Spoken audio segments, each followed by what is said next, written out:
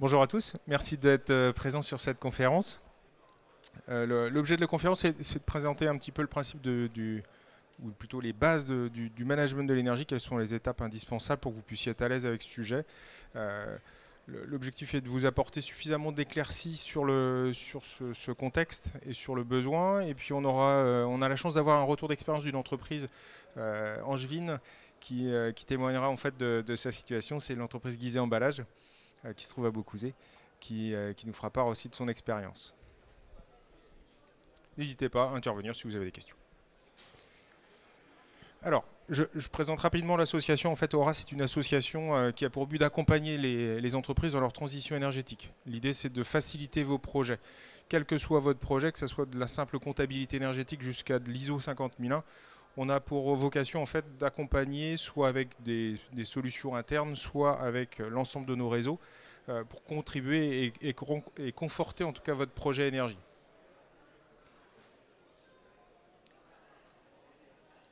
Donc on a 135 adhérents aujourd'hui, on fait de l'animation, webinaire, animation diverses et variées pour nourrir les projets.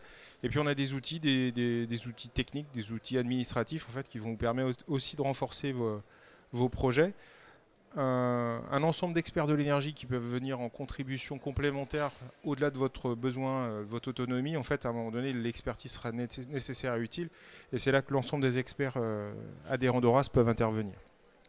Et puis du coaching qui rejoint l'idée première que je vous ai présentée, c'est vous amener de l'autonomie. C'est l'autonomie qui va vous permettre de piloter votre transition énergétique, même si l'expertise sera nécessaire à un moment donné, votre autonomie est prioritaire.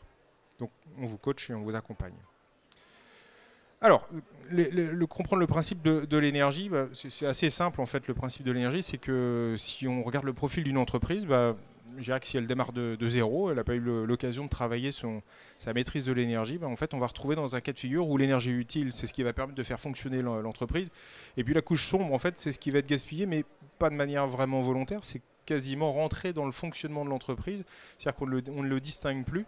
Et c'est là où c'est intéressant de prendre du recul et de se former, de se coacher sur ce sujet, parce que ça va vous permettre d'identifier potentiellement jusqu'à 10 à 15% de consommation inutile. Donc toujours intéressant de les corriger. Cette variation de consommation inutile, malheureusement, elle va aussi avec le contexte d'utilisation, le vieillissement du matériel, la maintenance et autres. Donc il faut être vigilant au quotidien. Quand on fait de la maîtrise de l'énergie, c'est de la vigilance au quotidien qui va se décliner sous différentes formes que je vous présenterai juste après. Donc l'idée, c'est vraiment d'aller vers l'énergie utile et de limiter au maximum ce gaspillage énergétique, cette perte énergétique. Donc ça, c'est le retour à l'utilisation rationnelle de l'énergie. Et puis après, l'idée, c'est de travailler vos investissements, contribuer à investir des matériels beaucoup plus performants pour encore réduire votre besoin utile, tout en garantissant votre même niveau de production, le même niveau d'activité. Donc voilà ce qu'on appelle la maîtrise de l'énergie, tout simplement. Les transitions entre chaque étape, ça s'appelle de l'efficacité énergétique. Voilà, rien de plus compliqué. Alors, comment ça marche la maîtrise de l'énergie? Ce sont des vases. Alors, c'était des vases communicants entre l'euro, le kilowattheure et le CO2. Quand on demande à une entreprise, en fait, quel est votre niveau de consommation, on me répond souvent en euros. Mais la consommation, c'est pas de l'euro, c'est du kilowattheure et de l'euro. Oui, il y a un montant financier qui s'accorde, mais la consommation se traduit par du kilowattheure. Ce qui est malheureusement négligé, c'est aussi la partie impact environnemental associé. C'est-à-dire que c'est aussi un point très important à travailler en entreprise. Au-delà même de chercher de la performance qu'on va traduire avec du kilowattheure, la variation de kilowattheure va traduire la performance. La variation d'euros dans la mesure du possible, mais c'est beaucoup plus difficile parce que le coût de l'énergie augmente plus vite que votre capacité à faire des économies. Ça, c'est malheureux, mais c'est comme ça. Donc ça veut dire que votre traduction de la performance se traduit sur le kilowattheure, mais la traduction de votre impact environnemental se traduit sur la tonne équivalente CO2. C'est un élément extrêmement important parce que c'est aussi un plan économique, un plan marketing qui s'associe à votre engagement dans la transition énergétique, puisque vous allez pouvoir communiquer sur des indicateurs qui traduisent votre engagement ou l'engagement de la production à impacter moins fortement. Donc trois unités indispensables quand on fait de la maîtrise de l'énergie, s'il y a de l'euro, de la charge économique, du kilowattheure de la performance et du CO2, de la mesure de tonnes équivalent de CO2 qui vont traduire l'impact environnemental ou la variation d'impact environnemental de l'activité. Comment on fait de la maîtrise de l'énergie? On peut traduire ça par de la rénovation. C'est sûr que quand on va rénover un bâtiment, rénover un process, transformer en process, on va faire de la rénovation. Ça se traduit aussi par des investissements. Voilà, ça c'est un point qui est évident, c'est que la maîtrise de l'énergie, on rénove le matériel, on économise, c'est sûr. La maintenance, ça c'est un deuxième pilier qui est important, c'est que si votre matériel est bien entretenu et maintenu dans des conditions maximales, une condition maximum d'usage et de propreté, il reste performant. Vous n'avez pas de dérive de consommation associée. Donc important la maintenance. Le troisième point, en fait, c'est l'organisation. C'est à quel moment je vais consommer. Si vous avez un contrat de fourniture avec des heures creuses, ça veut dire que vous avez 8 heures par jour, une fourniture d'électricité qui est 40% moins chère. Donc il faut absolument organiser la consommation d'énergie sur ces périodes-là. Donc ça, c'est plutôt une organisation économique. Mais dans l'organisation également, on peut avoir une traduction de mode d'usage, de temps d'usage en fonction du besoin. Des process qui sont lancés à 8 heures le matin et qui sont coupés à 18 heures le soir, mais qui ne vont servir que 20 minutes dans la journée, c'est pas de l'organisation, c'est du gaspillage. Donc comment on organise ça? Peut-être qu'on peut les rendre, je dirais, partiellement autonomes entre les démarrages et les arrêts, s'ils ne sont pas sollicités, pas utilisés. Ça peut être des horloges, ça peut être des thermostats programmables si on parle de chauffage. Voilà. Tout ça, ça se traduit par de l'organisation d'usage. Ça se traduit également par de l'automatisme, un peu de technicité. Et puis le dernier point en fait qui est incontournable, c'est la sensibilisation. Si vous ne donnez pas de sens à l'usage ou la mise en place de vos actions, malheureusement ça ne donnera rien. Parce que vous pouvez installer le matériel le plus performant du monde, s'il n'est pas bien piloté, il devient extrêmement consommateur. Donc il faut aussi associer un mode d'usage à de l'action. Donc sensibiliser les salariés, sachant qu'aussi la transition énergétique c'est un projet d'entreprise, ce n'est pas un projet d'un seul référent énergie, c'est un véritable projet d'une entreprise. Donc il faut également communiquer, sensibiliser en interne pour que ça soit un projet global. Vous avez les secrets de la maîtrise de l'énergie, je crois que j'ai tout dit. Alors quelle approche on peut mettre en œuvre autour d'un projet de ce genre? Il faut d'abord, le premier truc, c'est de la motivation. Est-ce que vous avez une motivation? Est-ce que vous avez une ambition? Et en fonction de cette motivation et cette ambition, on va avoir une influence sur le quatrième point qui est le temps que vous allez mettre à dispo. Plus vous aurez d'ambition, plus vous mettrez de temps à dispo. Moins vous en avez, moins vous voulez que ça soit un investissement de l'entreprise. Donc voilà, on a deux points déjà qui sont très importants et très impactants pour la mise en œuvre des projets et la réussite des projets qui vont se mettre en place. Le deuxième point, c'est une méthode. C'est comment vous allez vous emparer de ce sujet, qu'est-ce que vous allez mettre en place, avec qui vous allez travailler pour que ça puisse fonctionner et obtenir les résultats à court, moyen terme que vous attendez. Et puis, le troisième point, je vous ai dit, la transition énergétique, c'est un projet d'entreprise. Ça veut dire qu'à un moment donné, il va falloir capitaliser de la compétence. Le capital compétence, en fait, il se traduit par de la formation. Donc, formation, coaching et autres moyens, mais en fait, qui va vous permettre d'intégrer ces notions, ces nouvelles notions, dans la stratégie de l'entreprise. On aurait pu rajouter un cinquième point qui serait du budget, mais je dirais que c'est le temps est la variable la plus impactante dans la réussite du projet avant même celle du budget. Donc c'est quel temps vous mettez à dispo pour quel résultat attendu. Si on fait juste une petite ouverture sur une progression dans un parcours de maîtrise de l'énergie, en fait on va commencer toujours par deux premières étapes qui vont être d'identifier les contraintes déjà liées à l'activité, mais également la partie contrat. En fait, qu'est-ce que vous avez comme fourniture d'énergie, quelle quantité vous avez, quelles énergies vous avez aussi à disposition autour de vous, mais que vous n'utilisez pas, histoire de bien identifier votre environnement. Ensuite, on va passer sur l'évaluation de ces flux d'énergie et les cibles qu'on va y associer. Vous avez compris déjà que sur les deux premières étapes, c'est assez, en termes d'investissement de temps, c'est assez conséquent. En gros, sur ces deux premières étapes, vous identifiez votre profil avant d'aller travailler sur les actions ou sur un plan d'action. Ça peut prendre un an, en fonction de ce que vous avez comme données, en fonction de ce que vous avez comme temps disponible pour piloter et mesurer ou monitorer votre énergie. Donc ça, c'est hyper important, parce que sans cette empreinte-là de départ, en gros, vous ne donnerez pas de sens à vos actions, vous ne donnerez pas de mesure à vos actions. Donc, utile d'identifier votre profil énergétique, de le connaître et de savoir le piloter avant même d'agir. Pardon. Alors, quel type de contraintes auxquelles il faut être attentif et essayer de les ressortir de votre contexte, parce que la difficulté quand vous êtes dans l'activité, je dirais que des fuites d'air comprimé, du gaspillage énergétique, ça fait partie du quotidien, donc on ne les voit pas et c'est normal de ne pas les voir. Donc il faut aussi se l'accorder et justement prendre du recul sur le contexte de l'entreprise. Donc quelles contraintes j'irai autour de l'entreprise au niveau environnemental? Est-ce que je fais de la conception? Est-ce que c'est de la construction? Est-ce que je suis propriétaire, locataire? Et en fonction de ça, quel champ d'action je peux me permettre et envisager? Quel type d'énergie j'utilise et qu'est-ce qu'il y a autour de moi? Toutes ces questions-là, en fait, on va se les poser. Les contraintes d'usage aussi, quels horaires je peux avoir en fonctionnement, ce qui légitime des volumes de consommation en fonction des démarrages, des arrêts de l'activité. Est-ce que j'ai des cahiers des charges plutôt du côté confort, c'est-à-dire que je chauffe ou je climatise pour le besoin de mes salariés, ou alors j'ai une application plutôt liée à mon activité? Ça différencie tout à fait les réglages et l'organisation qui va se mettre autour. Donc toutes ces questions, tout ce cahier des charges en fait, qui peut être à très très longue liste en fait, qui va jusqu'aux contraintes réglementaires, mais il faut se les poser au départ. En fait, il faut prendre le temps de poser ces contraintes, cette observation et cette compréhension de la situation. Ça vous permet de mieux agir derrière, en tout cas beaucoup plus sereinement. Donc une fois que vous avez vraiment posé cet état des lieux, vous allez l'inventaire des solutions qui s'offrent à vous et vous allez avoir aussi des propositions concrètes à cibler, puisque derrière vous aurez de la mesure et de l'identification de vos besoins. Alors comment se déroule un cycle de vie de projet? C'est très classique. Je dirais que tout le management de projet en fait se fait toujours de la même manière. À chaque fois, on définit un projet, on planifie, on met en œuvre et on va conclure ensuite le projet, pas la maîtrise de l'énergie. Malheureusement, une fois que vous mettez le doigt dedans, en fait, ça va être du permanent. C'est de l'amélioration continue. Il faudra que vous soyez en vigilance en permanence sur vos consommations et sur vos champs d'action ou vos champs de gaspillage qui vont se présenter.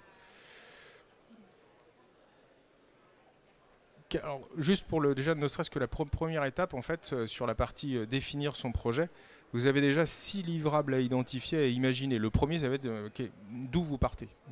Connaître votre contexte, votre besoin, déjà, c'est le premier des points. Qu'est-ce que vous voulez faire? Quel est votre objectif? Plus vous aurez un objectif ambitieux, plus il faudra y associer du temps. Voilà, les variables commencent à se mettre en place. Et ensuite, vous avez comment est-ce que vous allez y arriver, quelle organisation, quel choix, quel accompagnement vous visez, quelles ressources vous imaginez. Est-ce que vous avez besoin d'ETP supplémentaires? Est-ce que vous voulez des stagiaires? Tout ça, toutes ces questions-là, on va se les poser. Et puis, l'organisation du projet, c'est-à-dire que ça va s'appuyer sur une personne, ce qui n'est pas une bonne idée. Il vaut mieux que ça s'appuie sur une équipe, un groupe de personnes dans l'entreprise. Alors un groupe, ça commence à 2, donc ça peut être aussi un binôme qui va piloter l'énergie. Mais plus l'équipe est étoffée sur les différentes strates de l'entreprise, plus c'est efficace en fait, puisque vous allez avoir un partage des responsabilités et des missions à travers le management de l'énergie qui fait que vous avez plus de chances d'avoir des résultats plus positifs en tout cas. En tout cas, c'est plus facile à porter comme projet en interne. Combien ça peut rapporter, combien ça peut coûter? Ça aussi, à un moment donné, il faut se poser la question. C'est peut-être pas les premières qu'on va poser, mais à un moment donné, il faut les poser. Et puis le dernier point, en fait, c'est comment je vais communiquer en interne, quel sens je donne à mon projet. Si vous n'affichez pas de sens, malheureusement, il ne sera pas perçu par l'entreprise, par l'ensemble de l'entreprise. Donc il faut communiquer, il faut sensibiliser. Et pour ce faire, en fait, il faut amener de l'information lisible et accessible qui permet d'accepter les changements, puisque vous avez sur 6e point, en fait, une politique du changement qui va s'appliquer à l'activité. Et là, du coup, c'est ce qui est le plus complexe, puisque c'est de l'humain. Alors, on fait un état des lieux, on regarde ce qui va pas. Ça s'appelle un SWOT. On fixe des objectifs, on identifie les valeurs de l'entreprise, on identifie ce qui va pouvoir freiner notre projet. On va bien identifier aussi tous nos atouts à travers le projet, notre force pour pouvoir avancer vers un objectif. Et puis, tous les vents porteurs qu'il peut y avoir. Alors, je vous en ai mis un panel très très light, parce qu'il peut y avoir beaucoup plus de choses en entreprise. Et ça va porter le projet. Une fois que vous avez posé ce contexte-là, en fait, vous venez de faire une liste d'arguments qui vous permettent d'avancer et surtout de cibler qu'est-ce que vous devez corriger avant même de vous engager sur le sujet. Donc, vous allez cadrer votre projet grâce à ça. Et plus il est nourri, plus il est alimenté, plus il sera efficace. Et c'est une remise en compte qui est toujours bonne à faire une fois par an pour se dire où on en est, qu'est-ce qu'on a fait, est-ce qu'on a avancé sur ce qui nous freinait, est-ce qu'on a encore amélioré notre image, etc. etc. Voilà. Poser les choses. L'objectif, qu'est-ce que je fixe comme objectif? Là, le résultat attendu, l'ambition qui va avec, l'échéance, parce que si vous fixez une échéance à 1 an, 2 ans ou 3 ans pour être ISO 50001, qui est la norme de management de l'énergie, est-ce que vous êtes capable de tenir le planning? Est-ce que vous êtes capable de le tenir avec les ETP que vous avez de dispo? Tout ça, il faut le préparer. On peut être ISO 50001 en 6 mois. Ça ne demande pas le même temps, c'est tout. Et puis une communication, une information de départ pour ancrer le projet, en fait, c'est ce qu'on appelle une politique énergétique. En fait, c'est un point d'ancrage qui permet d'informer l'ensemble des salariés que l'entreprise a pris le cap de la maîtrise de l'énergie, de la transition énergétique. Et c'est ça qui va fédérer autour d'un projet. Alors vous n'avez pas encore l'adhésion des salariés, vous avez juste l'information qui dit, voilà, on passe par là, on va sur ce cap-là. Et ensuite, vous aurez d'autres strates de communication qu'il faudra mettre en œuvre pour engager les salariés et surtout avoir une dynamique de suivi et d'accompagnement plus fort. Donc il vous faut une feuille de route. Il faut savoir qu'est-ce que vous allez organiser, comment vous allez vous organiser, sur quelles échéances, sur quelle mobilisation de temps. On en revient toujours à cette variable principale qui est dans le contexte de l'entreprise, quel temps j'ai pour quel résultat. Et tout ça, vous allez mettre ça à plat et ça va vous faire votre feuille de route. C'est comme un planning de chantier qui va vous permettre de vous organiser. Et plus vous êtes organisé, ça veut dire que plus vous pouvez piloter le projet en plus d'un quotidien qui est, qui est en fonction de votre activité dans l'entreprise, de votre fonction dans l'entreprise. Vous allez rajouter cette brique-là et donc il faut pouvoir l'organiser à travers votre activité quotidienne. Donc important d'avoir cette feuille de route pour avoir une bonne visibilité du parcours que vous allez entreprendre. Et que vous allez faire prendre également aux salariés qui vont composer l'équipe énergie. Puisqu'une équipe énergie va pouvoir gérer, en fait, sur les responsabilités d'un référent énergie, vous voyez qu'il y a trois grands ensembles, animer, gérer et générer des actions de maîtrise de l'énergie. Quand ça repose que sur une personne, vous voyez bien que ça mobilise beaucoup de points d'échéance, beaucoup d'attentes et de temps qui vont s'y associer. Donc l'idée, c'est plutôt de démultiplier les acteurs au sein même de ces objectifs-là et d'avoir une compétence triple ou des compétences triples, avec surtout pour le référent énergie, pour celui qui sera un petit peu le capitaine à bord, en fait, c'est de la pédagogie et de l'animation. À partir du moment où vous amenez de la pédagogie, il est plus facile de s'emparer d'un projet et d'un sujet, alors que si vous emmenez simplement de l'action sans explication, vous perdez le sens de ce que vous voulez mettre en place. Donc indispensable d'avoir cette notion d'équipe et d'avoir ces objectifs associés à l'équipe. Je vous parlais de politique du changement, ben voilà, il y a toutes ces étapes-là. La difficulté, en fait, c'est de rester dans un blocus où les gens ne veulent pas changer parce que le changement, je dirais que ça n'a rien de confortable. C'est pourtant indispensable puisque comme l'énergie est rentrée maintenant dans une stratégie de l'entreprise, ben cette stratégie de l'entreprise implique les salariés automatiquement. Donc à un moment donné, il faut que tout le monde suive et que tout le monde ait une vision et un engagement sur ce sujet de transition énergétique. Alors dans la courbe, vous avez certainement identifié des gens qui sont coincés à des endroits de la courbe, qui n'arrivent pas à avancer sur les projets. Et c'est tout à fait logique. Ça, c'est ce qu'on appelle la courbe du changement. On les vit au quotidien, chacun d'entre nous, en fonction de ce qu'on croise et ce qu'on a comme expérience. Alors je vous parlais de faire déjà une empreinte de votre consommation. Ça s'appelle un point énergie. C'est des sujets sur lesquels nous on peut vous accompagner. C'est-à-dire qu'on fait juste, on prend vos consommations, on prend 24 factures de consommation et on va les comparer. C'est-à-dire qu'à ISO périmètre, on va comparer 2 années qui vont nous permettre de vous dire, bah voilà, vous êtes bon, vous n'êtes pas bon, et en fonction des actions que vous avez mises en place, bah, ça a porté ses fruits. En fait, c'est un début de comptabilité énergétique que vous n'avez peut-être pas, ou que vous ne faites peut-être pas complètement. Et grâce à ce point énergie, en fait, vous allez sortir vos premiers indicateurs liés à la maîtrise de l'énergie. Pour nous, c'est indispensable. À partir du moment où vous allez vous identifier dans la transition énergétique, vous allez pouvoir commencer à travailler le sujet, en tout cas y réfléchir. Un autre point qui est accessible, je vous le donne en information, c'est il y a un petit flash diag en fait, sur lequel vous pouvez aussi vous évaluer votre profil. C'est gratuit, c'est en ligne, vous cliquez et puis vous allez avoir 10 questions qui vont vous amener 10 pistes d'amélioration. Et en fonction des réponses que vous allez apporter à ces 10 questions, bah, vous avez un curseur qui va vous positionner comme novice, engagé ou performant. Ça vous donne déjà une tendance de savoir où vous en êtes du sujet et ce sur quoi vous devez vous engager à travailler pour augmenter votre niveau de performance. Voilà, le point énergie, je reviens dessus, mais c'est très simple à gérer, c'est 24 factures. Et sur ces 24 factures énergétiques, ça va vous permettre d'identifier les 2 années de consommation. Après, vous allez choisir votre parcours. Au-delà du constat d'avoir identifié qui vous êtes énergétiquement, quel parcours vous allez emprunter, quelle ambition vous y associez, et en fonction de cette ambition, nous on peut vous guider vers tel ou tel parcours, vers tel ou tel expert qui sera nécessaire pour pouvoir vous accompagner dans le timing que vous serez fixé. Donc, multitude de solutions, je dirais que rien n'est écrit, ça s'écrit au cas par cas en fonction de votre besoin. Voilà pour la présentation un peu générale. J'ai laissé la place à Laurent Longlet, c'est les flèches de côté. Voilà. Ok. Bonjour à tous. Bonjour à tous. Donc moi je suis le patron de Guizet Emballage. Alors l'énergie ça n'a pas vraiment été un choix, hein, parce qu'on est des gros consommateurs, on le verra tout à l'heure. Et je travaille avec Arnaud, il a parlé de coaching tout à l'heure. Vous m'entendez? Faut que je rapproche. D'accord. Ok, merci. Donc je travaille avec Arnaud par rapport au coaching, il en a parlé tout à l'heure, aussi par rapport au carnet d'adresses qu'il peut nous fournir, par rapport aux éléments dont on a besoin pour progresser au niveau de l'énergie. Je vais vous présenter en quelques chiffres l'entreprise Guizet. Donc on fait de l'emballage pour l'agroalimentaire, type pot de yaourt, pot de crème fraîche. On en fait 1,2 milliard par an. On transforme 7000 tonnes de matière polypropylène et accessoirement 20 millions d'euros de chiffre d'affaires et on consomme 11 gigawatts sur l'année. Ça représente 4,5% de la consommation de l'agglomération d'Angers. Donc vous avez ici notre courbe de consommation. On tourne en 7 jours sur 7, 3-8. Donc quelque chose de relativement plat. Vous voyez ici notre monotone avec un arrêt l'été pour arrêter le transfo et faire de la maintenance. Donc une très grosse consommation, très régulière tout au long de l'année. On bénéficie de 95% d'Arenh au niveau du marché régulé. Donc j'achète mon énergie soit au marché, soit à l'Arenh en fonction de ce qui se passe. Et je vous disais, ça n'a pas vraiment été un choix parce que il s'est passé un truc l'année dernière.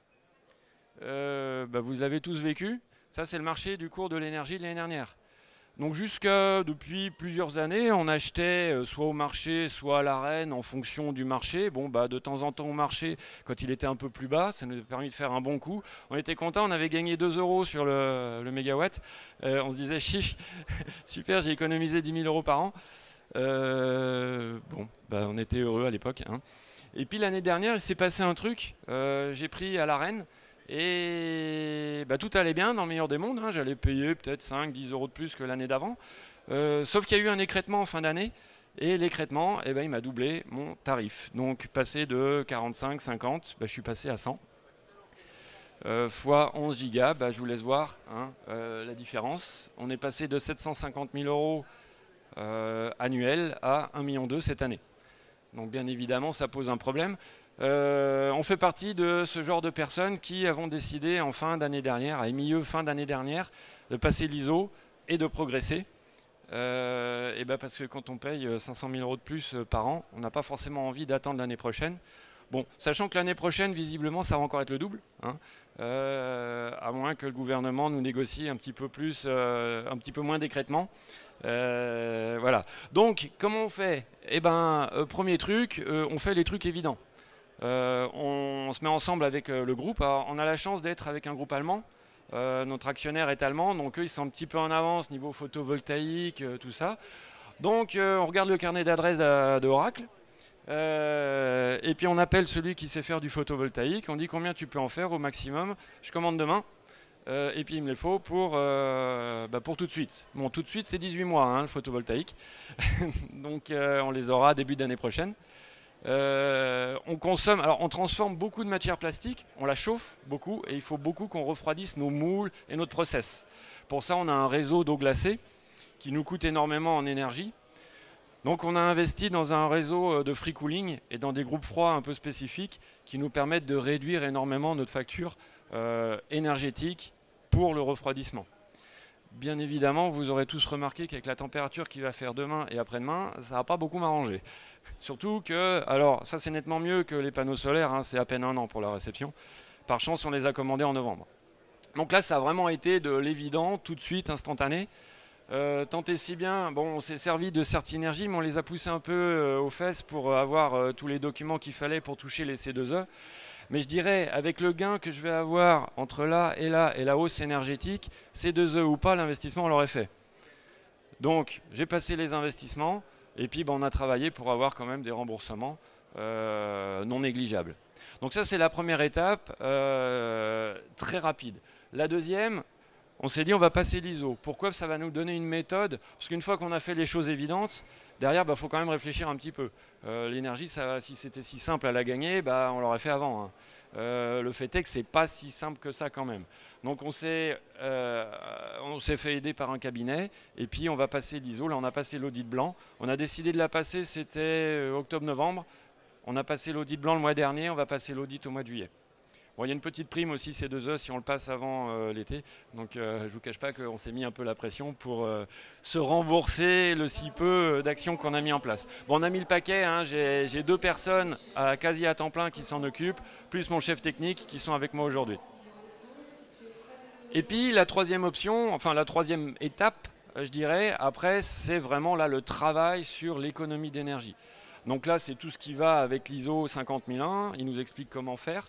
On pose tous les éléments partout où on consomme. On achète des éléments NFCO, c'est un logiciel de comptage. Donc on met ça sur notre transfo et on sait toutes les machines, qu'est-ce qu'elles consomment en instantané et sur la durée.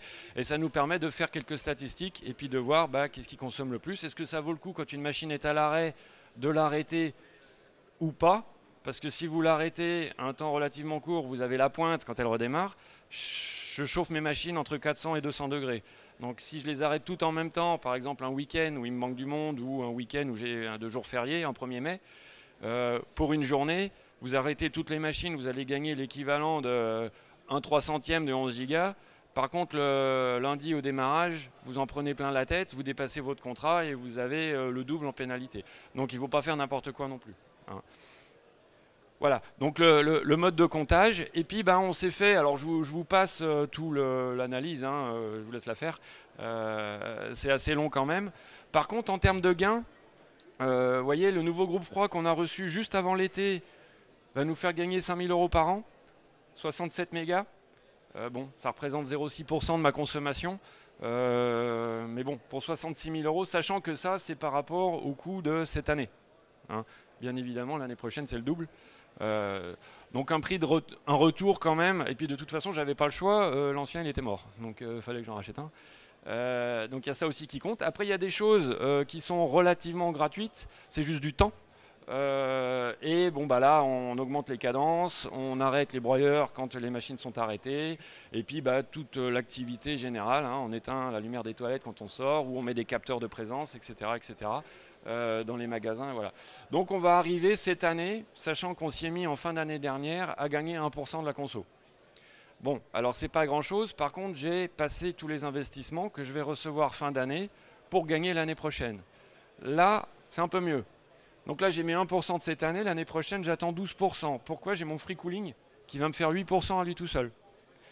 Et puis après, une nouvelle ligne qui va consommer un petit peu moins que les nouvelles. L'appareil de mesure qui va nous donner des pistes d'amélioration. Et puis encore les usages. Et le photovoltaïque qui va arriver en début d'année prochaine ou en fin de cette année, qui va me permettre de gagner. Alors, 1500 mètres carrés pour seulement presque 2% de la consommation. Ça monte pas vite. Hein. Cela dit, je pense pas que ce soit le photovoltaïque qui génère pas beaucoup d'énergie. Je pense que c'est moi qui en consomme beaucoup en fait. Et puis l'année d'après, alors ça c'est la grosse année. Hein. Là c'est le démarrage. Là c'est les choses faciles hein, qu'on a investi l'année dernière et qui vont nous faire gagner beaucoup d'un coup. Et puis après, après ça devient plus compliqué. Hein. Déjà il faut plus d'actions. Et puis chaque action, elle devient compliquée à gagner. Hein. Vous voyez, à coût de 0,5, à coût de 0,01, 0,2. Bon, et puis les mesures vont nous aider aussi. Mais là, on arrive à 5%. Et puis si je pouvais continuer, après on va gagner pourcent par pourcent. Hein, parce qu'une fois qu'on a fait le gros, c'est comme tous les Pareto. Les 20 premiers pourcents sont faciles à gagner. Et puis après c'est plus compliqué. Hein. Mais quelque part, ça c'est ma courbe de conso. Alors depuis 2014, on a consommé beaucoup plus. Bon, il faut savoir que le chiffre d'affaires a augmenté de 50% depuis 2014 hein, aussi. Donc ce n'est pas de la consommation parce que je gaspille plus, c'est juste que je produis plus. Hein. Si on regarde le ratio kilowatts consommés par rapport au tonnage ou au kilogramme de matière produite, parce que je suis obligé aussi de faire un ratio, c'est normal de consommer plus quand on produit plus. L'idée c'est de voir est-ce que je consomme plus que ce que je produis plus ou moins que ce que je produis plus. En l'occurrence, toutes les actions qu'on faisait déjà naturellement, nous, avec nos idées à nous, sans aide extérieure, c'était pas mal. Alors, il y a un sursaut l'année dernière, mais l'année dernière, période Covid, pénurie de matières premières, arrêt de l'atelier, redémarrage, casse, les machines qui tournent ou qui sont branchées mais qui ne tournent pas. Bon, globalement, ça ne s'est pas très bien passé comme on voulait. On aurait pu imaginer avoir le même ratio que l'année d'avant si l'année s'était passée de la même façon. Par contre, on voit que déjà le peu qu'on a fait cette année, en amélioration des cadences, du planning Et en formant le personnel et en travaillant sur le sujet, on a déjà gagné presque le 1% dont je parlais tout à l'heure. Hein, c'était l'objectif que je m'étais fixé à la fin de l'année. On l'a déjà. Le groupe froid, on l'a reçu il y a 15 jours. Il va tourner tout l'été, il va me faire gagner mes 5 000 euros. Donc je vais vraisemblablement gagner le double, plutôt 2% cette année que le 1%. Ça, c'est un truc sympa aussi. Alors certes, il y a le changement, il y a les gens un peu réfractaires et tout. Nous, on ne l'a pas eu du tout. Honnêtement, les gens comprennent très bien. C'est clair qu'on consomme. Alors nous, on est aussi un peu dans le plastique, donc les gens comprennent beaucoup de choses peut-être plus facilement parce qu'on en parle beaucoup. Néanmoins, déjà rien que le fait de s'en occuper, bah, y a 1% qui est tombé. Il y a les gens qui ont bossé sur les cadences naturellement, sur l'arrêt des machines naturellement. Il y a plein de choses qui se sont faites naturellement. On voit là les 12% que je me suis mis en objectif et puis les 5% avec un chiffre d'affaires normal. Alors honnêtement, j'ai arrêté de prévoir des hausses de chiffre d'affaires parce qu'en ce moment, celui qui prévoit ce qui va se passer l'année prochaine, je veux bien qu'il m'explique. Et donc, à chiffre d'affaires équivalent, bah, une baisse de la consommation.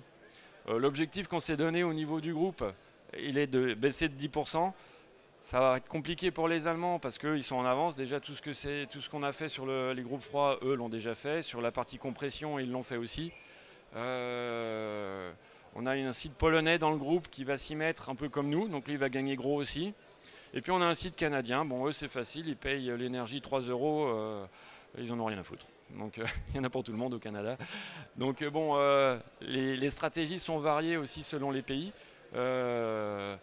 Néanmoins, rien que ça ne compensera pas la hausse des prix de l'énergie, mais ça me permettra de ne pas non plus retourner chez mes clients tous les 15 jours en suppliant de me donner quelque chose. Tu redis un truc après, non? La conclusion peut-être? Tac, tiens. Merci. Alors vous avez eu deux variables d'expérience, je dirais le détail plutôt light de mise en œuvre, ce que j'ai pu vous présenter, et puis un engagement structuré qu'a mis en place l'entreprise Guizet. Ça s'est fait aussi avec le capital compétences et connaissances dès le départ, et puis une structuration. Voilà. Il faut s'organiser, et c'est l'organisation qui amène les résultats. Et ces 1% ne sont pas étonnants en fait. C'est ce que nous on détecte au quotidien en fait sur les entreprises. À partir du moment où on commence à compter, on devient beaucoup plus vigilant, sans pour autant mettre de l'action en place. C'est juste de la vigilance en fait pour éviter de gaspiller de l'énergie. Et ça se met en place tout naturellement. Donc le pourcentage annuel, vous pouvez l'obtenir juste en faisant de la compta énergétique, simplement. Est-ce que vous avez des questions? Et on sera ravis d'y répondre. On a été super clair en fait. Ou convaincant, ça doit être ça.